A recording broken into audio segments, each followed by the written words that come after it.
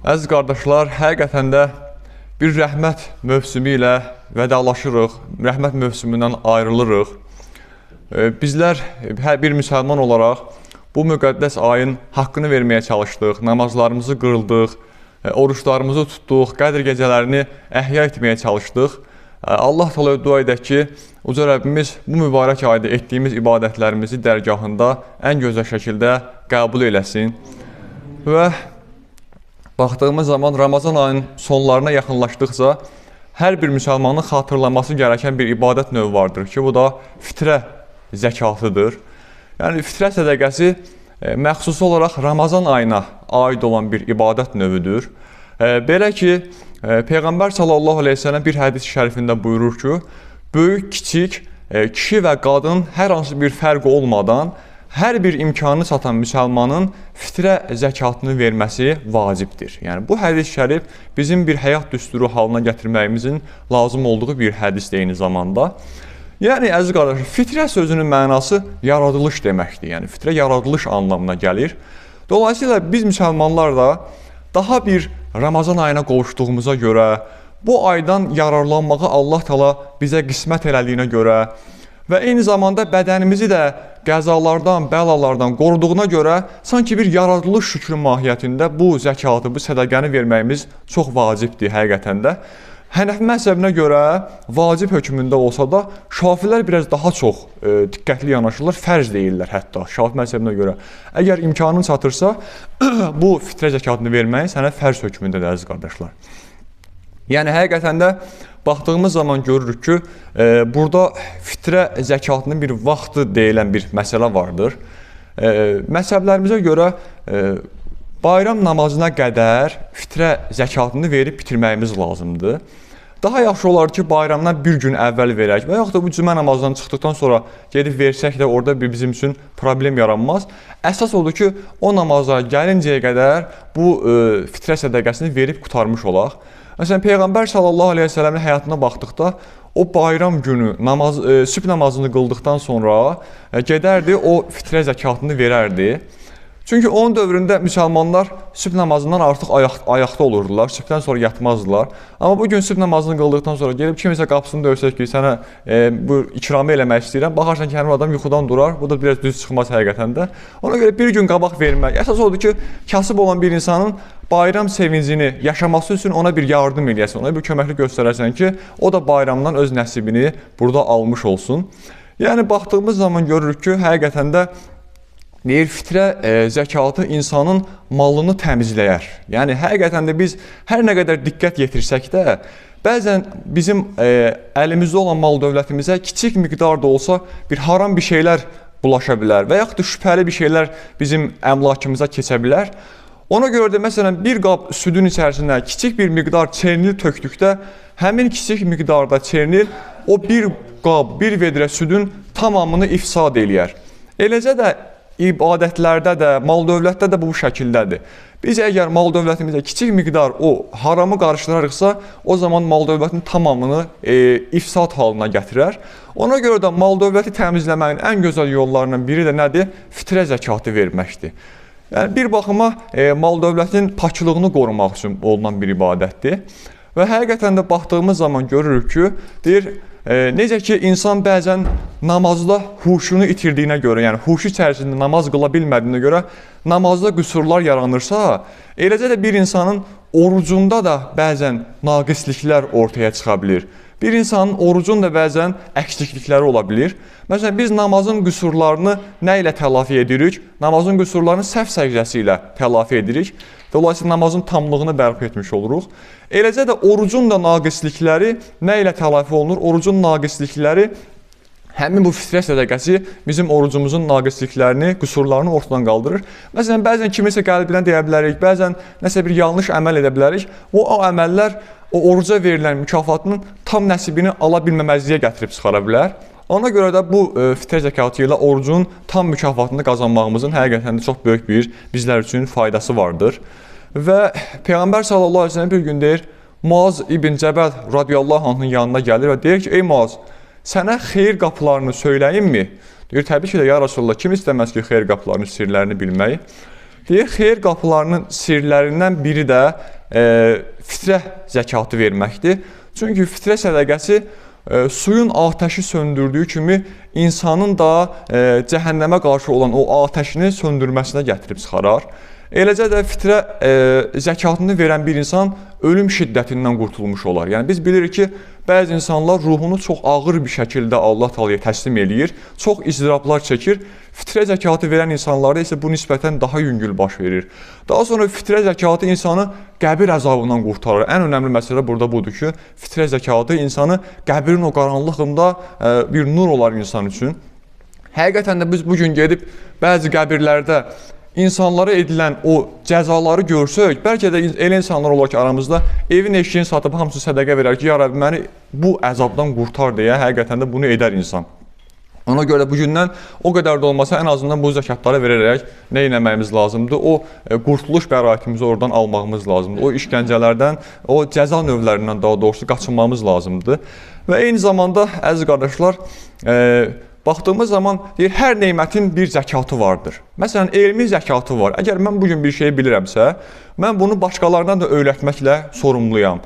Eləcə bir qabiliyyətin zəkatı var. Mən bugün ustayamsa, Allah mənə o ustalıq nemətini veribdirsə, mən onu kimlərəsə bir şeylər öyrədərək onun ustalığın haqqını verməyim lazımdır. Daha sonra mən bugün mal dövlətim varsa, həmin mal dövlətin də 40'da bir zəkat dediyimiz o hissəsini nə etməyimiz lazımdır. Əgər çoxdursa, bizdən nisab miqdarından artıq mal dövlətimiz varsa, onun zəkatını da verməyimiz lazımdır. Eləcə də orucun da bir zəkatı vardır. Orucun zəkatı da fitrə sədəqəsidir. Yəni oruc sanki oruc tutduğumuza görə Allaha bir şükür mahiyyətində bu ibadəti yerinə gətirməyimiz lazımdır eyni zamanda. Baxdığımız zaman qarşımıza bir sual çıxa bilər ki, mən bu fitrə zəkatını nə qədər verməliyəm deyə düşünürük həqiqətən də. Peyğəmbər sallallahu aleyhi və səlləm dövründə bir sağ xurma, bir sağ buğda, arpa, quru üzümdən verərdilər. Çünki o dövrdə insanların ən təməl ehtiyacları nə idi? Arpa idi, buğda idi. İnsanlar əl dəyirmanında üyüdürdülər, ondan istifadə edirdilər. Amma günümüzə baxdığımız zaman artıq bizim insanların təməl ehtiyacları nisbətən dəyişilibdir. Bugün aparıb bir nəfərə haradasa bir 2 kiloqram, 3 kiloqram buğda versən, sən onu çox da sevindirmiş olmazsan. Çünki onun buğdaya olan ehtiyacı Peyğəmbər s.ə.v dövründəkindən nisbətən azdır. Ona görə də günümüzdə ən yaxşı olardı ki, fitrə zəkatını pulla vermək çox gözəl bir şey olardı. Çünki sən bir imkanı olmayan bir adama pul verdiyin zaman o öz ehtiyacını gedib, o pul vasitəsilə nəyə ehtiyacı varsa gedib onu ala bilər. Ona görə daha gözəl olardı bu pul miqdarı verilsin və miqdarına gəldikdə isə, məsələn deyir, bir adamın gündəlik yeməyə sərf elədiyi pul nə qədərdirsə, o qədər də həmin adam fitrə zəkatı verməlidir. Məsələn, tutaq ki, bizim ailəmizdə varsa, tutaq ki, 3 nəfər vardırsa, 3 nəfər hər adam gündəlik 10 manatlıq ərzaqla qidalanırsa, 3 nəfəri 30 manat eləyir hardasa təqribən. Və yaxud da elə adamlar var, daha çox bahalı qidalar, yeməklər yeyirlər. Onların gündəlik ehtiyacı 15 manatsa, 45 manat eləyir. Yəni bu, bax, insana görə dəyişir. Yəni ən minimal hədli deyək, hardasa 10 manat civarında adam başına düşür. Və ya 8 manat, 7 manat vermək olar. Amma təbii ki, bu minimal həddi, yəni daha çox savab qazanmaq istəyiriksə, daha çox mükafat qazanmaq istəyiriksə, onun daha boyutunu da artırmağımız lazımdır. Mükafatımız da orada eyni zamanda artmış olsun. Yəni deyirlər, Allah Taalanın mükafatları bir dəryadırsa, oradan bir qaşıqla götürməyimiz deyil, vedrə ilə götürməyimiz istəyiriksə, daha çox verməyimiz lazımdır. Çünki biz Allah Taalaya veririksə, Allah Taala bizdən bir şeyləri almaq üçün istəmir, əslində bizə vermək üçün istəyir. Məsələn, mən bugün bir nəfərə desəm ki, mənə 5 qəpik pul ver, mən sənə sabahlarım o 5 qəpiyi bir meşux qızıla çevirib verəcəm deyirəmsə, həmin adam əgər həqiqətən mənə inanırsa, gətirib o 5 qəpiyi sevə-sevə mənə verəcəkdir. Çünki mənə inamı vardır. Eləcə də bugün bir müsəlmanın Allah Taalaya inamı varsa, Allahın vəd etdiyi mükafatların haqq olduğuna yəqinliklə, tam səmimiyyətlə inanırsa, o adam da nə edəcəkdir? O adam da bu şəkildə ibadətləri sevə-sevə yerinə yetirəcəkdir. Məsələn, sahabələrə baxırıq, sahabələr bu ibadətləri çox böyük bir coşqunluq içərisində yerinə gətirərdilər. Məziz qardaşlar, fitrə sədəqəsi kimlərə verilməz? Fitrə sədəqəsi ata-anaya verilməz, oğul uşağa verilməz. Yəni, bir adamın övladı vardırsa, o adamın övladına fitrə sədəqəsini verməsi doğru deyildir. Amma bacı qardaşa verilə bilər. Tutaq ki, bir yerdə kimi bacı qardaşı varsa ona verə bilər. Əmi qızı olsun, dayı oğlu olsun, bu şəkildə qohumlara da vermək olar. Amma sırf ata-anaya, oğul uşağa fitrə zəkatı vermək qadağan olmuş dinimizə görə əziz qardaşlar. Və baxdığımız zaman həqiqətən də burada biz onu da qeyd etməyimiz lazımdır ki, bu zəkatı Allah Teala yerinə yetirmək cümləmizə nəsib eləsin. İlk öncə onu deyək. Və həqiqətən baxdığımız zaman görürük ki, necə ki biz Ramazan gələndə sevinərək onu qarşılayırdıqsa, Ramazan çıxdıqda da üzülərək onu yolçu eləməyimiz lazımdır. Çünki bu bir iman əlamətidir eyni zamanda. Necə ki, insan niyə üzülməlidir sualı insanın qarşısına çıxa bilər? Niyə axı üzülək Ramazan bitir deyənə? Ona görə üzülməyimiz lazımdır ki, Peyğəmbər sallallahu əleyhi və səlləm buyururdu ki, Ramazan ayında edilən bir nafilə ibadətin savabı bir fərz ibadətinin savabına bərabərdir. Ramazan ayında edilən bir fərz ibadətinin savabı isə digər aylarda edilən 70 fərz ibadətinin savabına bərabər idi. Yəni, insanlar bu fürsətlərin qaçdığına görə, artıq fürsətlərin uzaqlaşdığımıza görə nisbətən kədərlənməmiz də burada təqdirə layiq sayılır dinimizə görə. Dolayısıyla, əziz qardaşlar, biz bir yandan bayram gəlir deyənə sevinirik, bir yandan da Ramazan çıxır deyə kədərlənirik. Həqiqətən də bu iki duyğunun arasında biz bu müqəddəs ayla sağollaşırıq eyni zamanda, son günlərini yaşayırıq. Və baxdığımız zaman burada biz görürük ki, ona görə Ramazan ayı həqiqətən fürsətlər ayıdır. Ramazan ayını bir bazar günündə bənzədə bilərik, bazar günündə Ramazan ayını oxşada bilərik.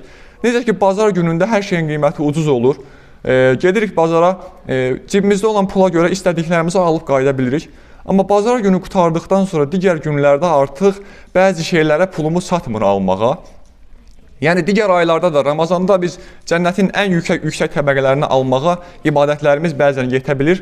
Amma Ramazan xaricində nisbətən Allahın rəhməti Ramazana baxdığımız zaman azaldığına görə, rəhmət yağışı nisbətən azlıq təşkil etdiyinə görə artıq onda daha çox ibadət etməyimiz lazımdır ki, o Ramazanda yaxaladığımız savabı davam etdirə bilək.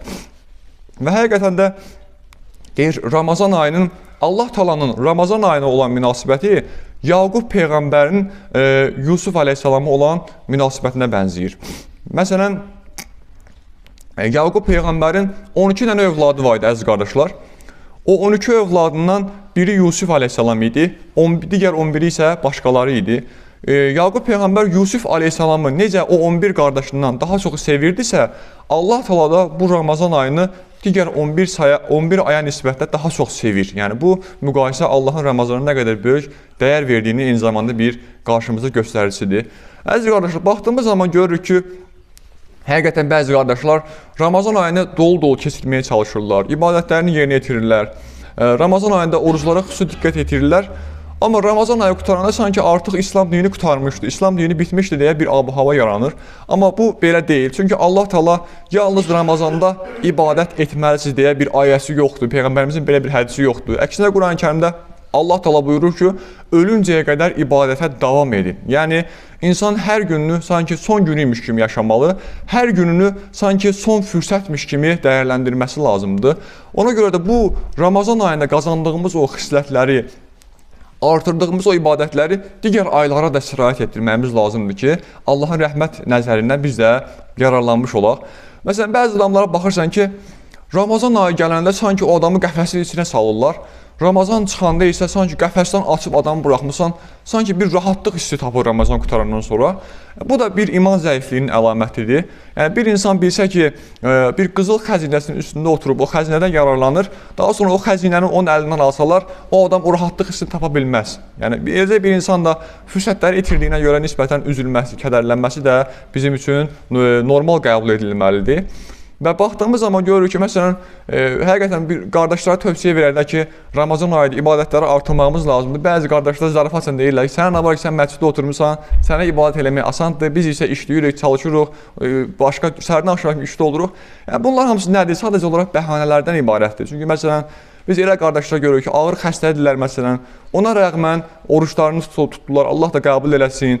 Elə adamlar var ki, məsələn, o gün bir qardaşı görürəm, ustadı işdən gəlib, axşam vaxtıdır, deyir, mən evə gedib hələ bir cüz Quran oxumalıyam, deyir. Yəni, məsuliyyət şuuru var deyənə, adam bilir ki, bu ayda Quranın fəziləti çoxdur, ona görə Qurana çox vaxt ayırır. Nə qədər işləsə də, nə qədər şey eləsə də. Məsələn, Allah Taala bizə bir mələk göndərsəydi, biz bəhanə eləyə bilərdik ki, ya Rəbbi, o mələkdir, onun imanı bizdən daha çoxdur, onun bu işləri etmək daha asandır. Amma Allah bizə bir insan göndərdi, Peyğəmbər göndərdi və Peyğəmbər sallallahu əleyhi və səlləm bizim dediyimiz ibadətlərin tamamını yerinə yetirdi, hələ artığını da yerinə yetirdi. Ona görə bizim bəhanə gətirmək heç bir haqqımız yoxdur burada. Burada əsas məsələ imkan məsələsi deyil, iman məsələsidir. Bir insanın imanı olduqdan sonra Allah da onun bütün rəhmət qapılarını orada açar, əziz qardaşlar. Və baxdığımız zaman həqiqətən burada biz Ramazan ayına münasibətdə eyni zamanda dualarımızı da artırmağımız lazımdır. Çünki Quran-ı Kərimdə 2 dənə oruc ayəsi arasında bir dua ayəti vardır. Bu da sanki Allah Taala'nın Ramazanda dualarınızı artırın şəklində bizə bir ayə arası sətraltı verdiyi bir mənadır ki, bunu da son günlərdə xüsusi dəyərləndirək. Və eyni zamanda əziz qardaşlar, dualarımızı artıraq ki, son günlərdə Allah Taala etdiyimiz ibadətlərimizi dərgahında ən gözəl şəkildə qəbul eləsin. Uca Rəbbimiz ömür boyunca Ramazan şuuru içərisində bir həyat yaşamağı cümləmizi nəsib eləsin. Allah Taala cümləmizi sevdiyi və ona sadiq qalan bəndələrinin cərgələrinə ilhaq eyləsin. Uca Rəbbimiz Ramazan ayı vəsiləsi ilə günahlarımızı bağışlatmağı cümləmizə ikram eyləsin.